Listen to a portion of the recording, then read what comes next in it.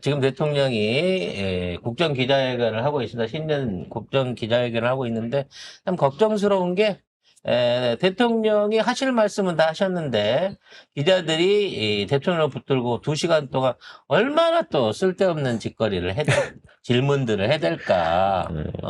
뭐 동혁이 보러 가나요?부터 시작해갖고 신천지는 왜 못 살게 구나요? 뭐 온갖 얘기들이 다 있을 걸로 보여집니다. 중요한 건 대통령이 지금 이번 이 국정연설을 통해 가지고 올해 한 해에 국정과제에 대한 이 선명한 방향성을 제시를 했는데 이게 뒤에 붙어 있는 이제 사족 같은 이 쓰레기 같은 질문들 기사로 묻히지 않을까 그렇지. 걱정이라 송작가 TV가 가장 중요한 성장의 패러다임 전환을 위한 5가지 핵심 과제, 올해 꼭 이루어야 될 5가지 핵심 과제에 대한 부분 한번 점검해 보도록 하겠습니다. 네. 자, 이재명 정부가 제시한 성장의 패러다임 전환을 위한 5가지 핵심 과제입니다. 지방 주도 성장입니다. 수도권 1급 체제를 탈피해서 대전, 충남, 광주, 전남 등 광역 통합을 지원하고 수도권에서 멀수록 더 두텁게 지원하는 균형 발전을 추진을 합니다. 자, 그리고 모두의 성장, K자형 양극화를 극복하기 위해 K자형 양극화라고 그러면 어렵잖아요. 다시 말해서 이게 계층별, 또 분야별로 극단적으로 어느 쪽은 성장하고 어느 쪽은 성장하지 못하는 걸 얘기합니다. 네. 밑에 있는 뭐 기계나 석유화학 개털라면 이게 뭐 윗돌 뽑아서 밑돌 막는 꼴밖에 더 되겠어요. 그렇습니다. 네. 그래서 이 K자형 양극화를 극복하기 위해서 제2의 벤처 열풍을 일으켜서 청년 일자리 창출과 경제 체질 개선을 도모를 합니다. 그리고 안전 중심의 지속 가능한 성장을 추진합니다. 자, 정리를 한번 해보도록 하겠습니다. 일단 이제 지방자치제 관련해서 그 통합한다 그러니까 이거 뭐 지선에서 유리하려고 장난치는 거 아니냐 이런 식으로 쓰는 애들이 있는데 대가리에 그런 거밖에 네. 없어? 지선은 정상적으로 치러요. 그 다음에 합치는 겁니다. 그러니까 미리 합쳐가지고 도지사 시장을 함께 뽑는 게 아니에요. 일단 뽑아놓고 난 다음에 합치기로 한 거고 이미 그 내용에 대해서는 지자체들 간의 협의가 이미 들어가 있습니다. 광주 전남 같은 경우에는 이미 뭐 도청이랑 이걸 따로 분리해서 쓰고 인력은 어떻게 합칠 것이며 직제는 어떻게 한다라고 하는 거를 지금 다 마무리를 지어가고 있는 경우고 대전 같은 경우에도 지금 어느 정도 협의가 진행 중인 것으로 보이는데 대전 충남 네, 대전 충남 그렇게 가는 걸로 보이는데 중요한 건 주민들의 반발이 거의 없다는 거예요. 아니 딱 까놓고 얘기해서 주민들이 내가 거기 산 지역 주민이야.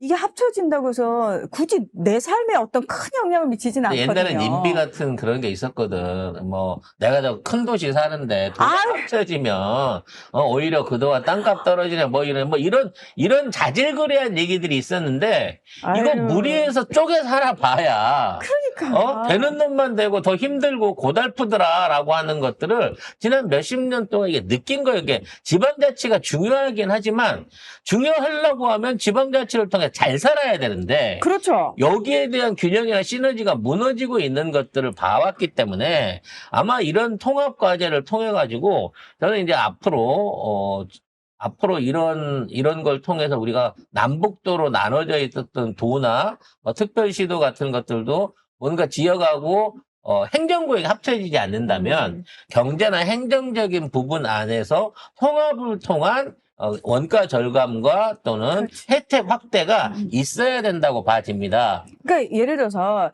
잘게 쪼개가지고 그 안에서 뭔가 지지고 볶고 해라는 것보다는 우리가 규모의 경제라고 얘기를 하잖아요. 파이를 키워가지고 이 안에서 돌려 하면은 훨씬 많이 돌아간다라는 거죠. 자주 돌아가고. 그래서 이런 이제 준비도 하고 일자리들 늘리고 뭐 앞으로 AI나 뭐 이런 부분 안에서 새로운 투자도 일어나고 하겠지만 그 안에서 또 반대로 손실을 입을 수 있을까라는 부분 안에서 안정적이고 공평한 성장을 이루고 제일 중요한 게 이건 것 같아요.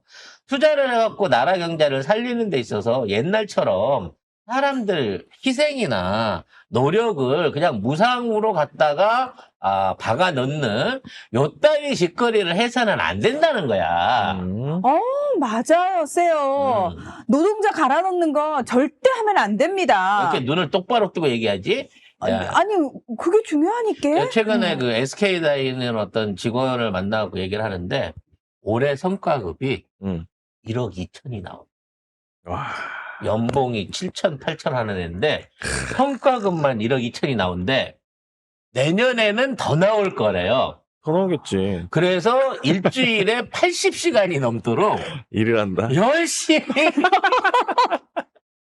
아니 그냥 돈이라도 많이 주든가 일을 많이 시킬 거면 그렇죠. 근데 그게 제일이지. 확실히 그 대기업이라 그런지 이게 돈의 단위가 좀 돈의 다르긴, 단위가 틀려요. 좀 일단 다르긴 기본적으로. 하네요. 예, 얘는 상상을 과장, 해보네요. 부장급 요 정도 수준이거든요. 근데 대기업들은 원래 성과급으로 먹고 살잖아요. 순간 월급보다는. 부럽더라. 저도 대기업을 경험해 본 적은 없어가지고. 그러니까 우리는 다들 대기업하고 상관없는 사람들이기 때문에. 아무튼 어찌 됐거나 성과에 대한 부분 또 노력하는 부분에 대한 정당한 대가를 치르고 그게 아니면 그렇죠. 그게 아니고 내가 약간 좀 워라밸. 모라벨로 산다고 치면 대시간 일하고 제대로 된 임금 받으면서 그렇죠. 행복을 추구할 수 있는 여건이 돼야 될 거 아니냐고. 솔직히 한 일주일에 80시간씩 일하고 nen장 어떻게 몇 년을 거기다 쏟아붓겠어. 정말 영양제 맞아가면서 알부민 먹어가면서 지금 억지로 일하고 있단 말이에요. 그런 사람들은. 우리는 먹어야 됩니다. 저희가 늘 얘기하지만 아니 맨날 이렇게 엄청나게 성과를 올리면은 경영진들만 성과급 잔치를 하잖아요.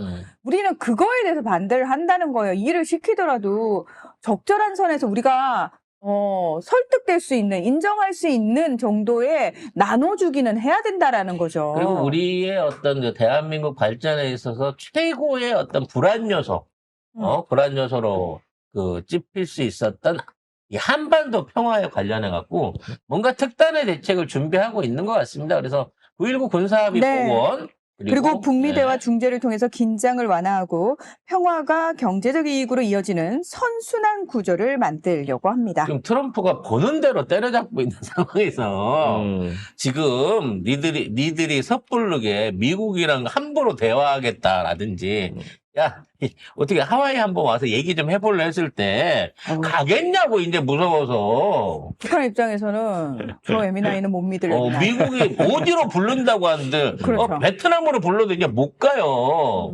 그런 의미에서 앞으로 한국이 역할을 해야죠. 그럼 남북 관계에 있어서의 그나마 북한에 편이 돼줄 수 있는 사람은 이재명 대통령밖에 없으니까 빨리 나와서 손잡으라고 해야 될 것 같습니다. 두 번째는 국정 운영, 특히나 많은 국민들이 관심 갖고 있는 검찰 개혁에 대한 강렬한 의지를 보여주셨습니다.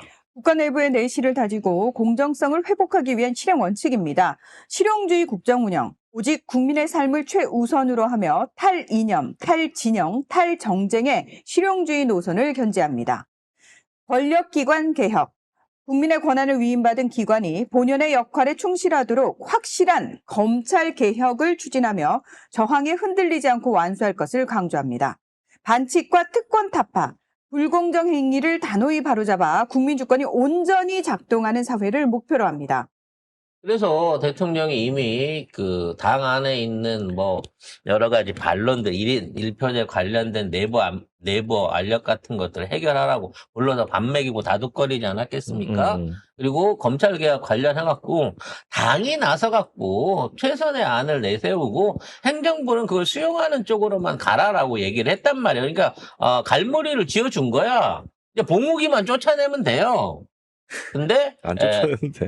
근데 그거는 어차피 봉욱이를 사실상 식물화 시킨 상황이기 때문에 더 이상 봉욱이 믿고 검찰 애들도 봉욱이를 그 자리에 앉혀두려고 하진 않을 거예요. 근데 선제적으로 봉욱이에 대한 어떤 조치는 취하지 않으면서 당 내에서 정부안보다는 당의 의견, 의회의 의견을 존중하는 상황으로 개헌으로 해결하라고 말씀하신 거야. 그래서 봉욱 대신에 지금 김용남을 지금 쓴다는 소문이 있어가지고. 근데 이제 김용남이 자기는 그 자리가 또 아니라 그러더라고. 아, 그런가? 다른 자리가 또 있나 봐요. 소문은 되게 거의 김용남으로 지금 굳어지는 분위기던데.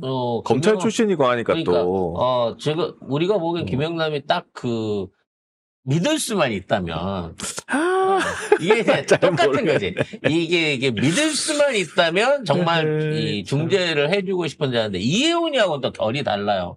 왜냐면 그 자리가 가지는 상징성이나 권한이 너무 막강하기 때문에. 그렇죠. 검찰을 잘 이렇게 구워 삶아야 되는 그래서 쪽이니까. 만약에 봉욱이는 지 나름대로는 검찰이 우리 편이다라고 믿고 있었는데 봉욱이가 물러나고 나면 그 자리에 누가 오더라도 우리 잡으러 온 사람이다 생각하지 않을까라는 생각이 있어서 지금 같으면 조금 더 봉욱이를 길게 끌고 가지 않을까, 후임자가 마땅치 않다면 이런 생각도 해보게 되는데, 중요한 건 개혁하겠다는 겁니다. 한다. 그리고 사실 그 개혁의 의지가 이번에 대통령에 대한 공식 테러 1호 지정으로 본격화될 걸로 보여요.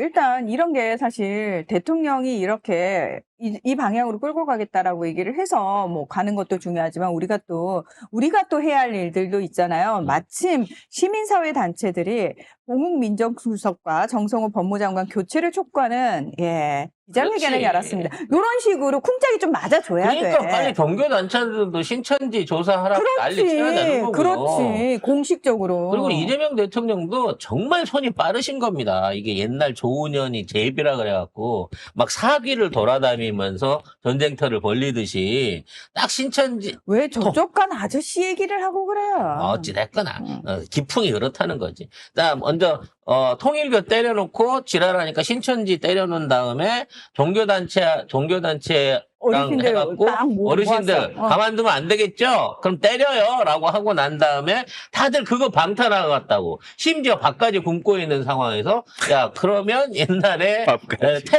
테러로 가자 뭐 밥 굶는 놈 이따 얘기하겠지만 나 이렇게 웃긴 놈 처음 봤어요. 이 코미디야. 코미디야. 하이라이트가 있으니까 그것도 기대해 주시기 바라겠습니다. 아무튼 국정운영 개혁 과제에 대해서 긴 말 안 했어요. 네, 검찰 개혁 반드시 한다. 그리고 불공정 행위를 단호히 바로잡겠다. 이것이 국민주권이 온전히 작동하는 사회다라고 얘기했다는 거죠. 이거 취임 때하고는 또 다릅니다. 지난 6개월 동안 사실 취임 초기만 해도 우리가 지금 불안했었어. 아직도 잔당들도 있고 군대도 있고 검찰도 있고 경찰도 말 안 듣는데 과연 대통령만 바뀌었다고 더 똑같은 공무원들이랑 이 내란 공범들을 데리고 이걸 끌어갈 수 있을까? 근데 지금 6개월 지난 지금 순간 보세요. 지금 누가 군이 됐든 검찰이 됐든 경찰이 됐든 누가 머리 들고 나서서 그때처럼 쳐듭니까? 지금 조이대 조용하잖아요. 아무 말도 안 해요. 그래도 아직 있다.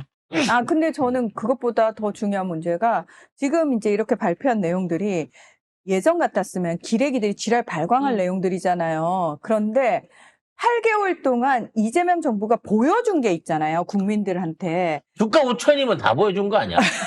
그러니까 국민들 입장에서는 이재명 정부가 무슨 얘기를 하는들 이재명 대통령이 내가 뭘 하겠다라고 한들 사람들 입장에서는 불안하거나 또 무슨 꿍꿍이가 있느냐가 아니고 우린 8개월 동안 검증했는데 너무 잘하더라. 인정. 그럼 뭘 하시든 잘하시겠지. 그러니까 기레기들도 예전에 문재인 정부 쥐잡듯 잡듯이 잡지를 못하고 있는 거예요.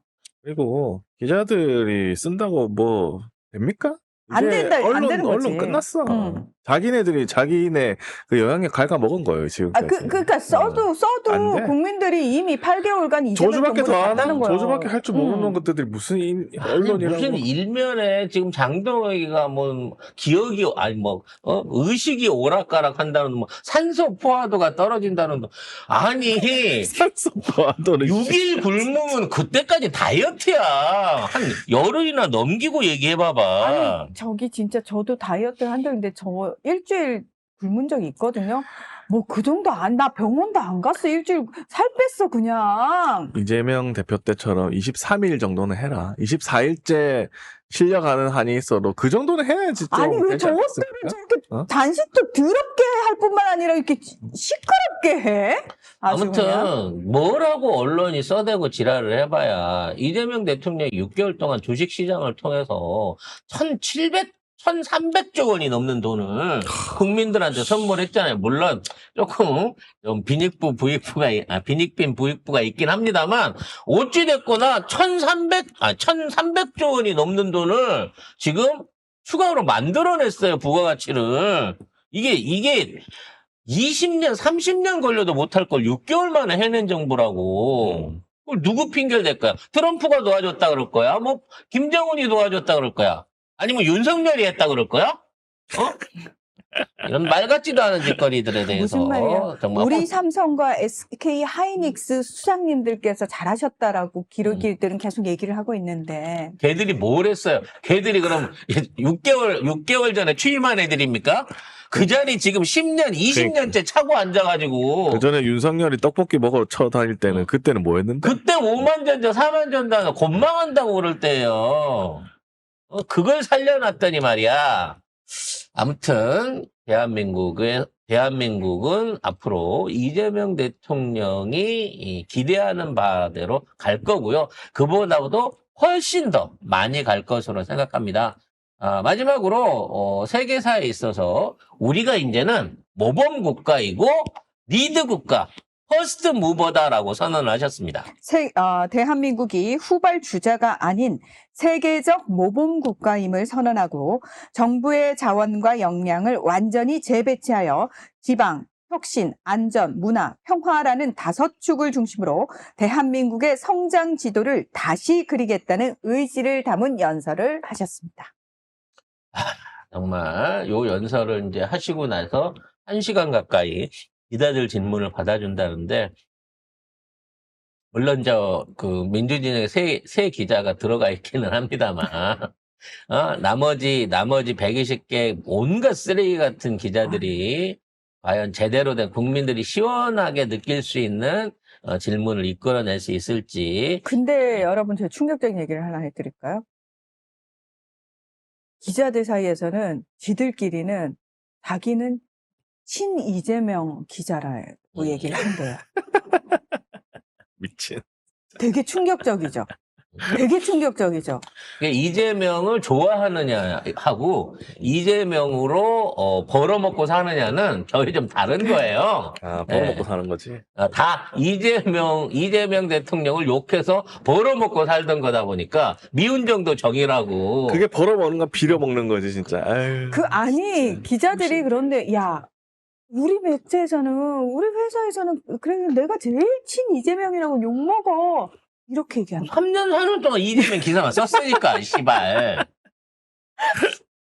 너무 충격적이지 않아요? 근데 지들은 진짜 그렇게 생각한대요. 아무튼 어느 나라의 대표자이거나 대통령 총리들이 다 요 맘때쯤 되면 1월 15일에서 20일쯤 되면 신년 기자회견과 사람들이 더 친해졌다가는 한 대 칠 것 같아요. 새끼들 친한 친구 등에 칼이나 꽂는 놈의 새끼들. 더 웃긴 건 TV조선 채널A 이런 애들 그렇게 얘기해요. 그러니까 너무 욕하다 보니까 친해진 거지. 그건 좀 정신이 이상하게 된 거 아닙니까? 근데 너무 그 말을 듣고 정신- 미친 거 아니야? 이랬는데 맨날 우리 방송 듣고 악플 달던 분도 계속 보다 보니까 정들어서 못 끊는 그런 거 아닐까요?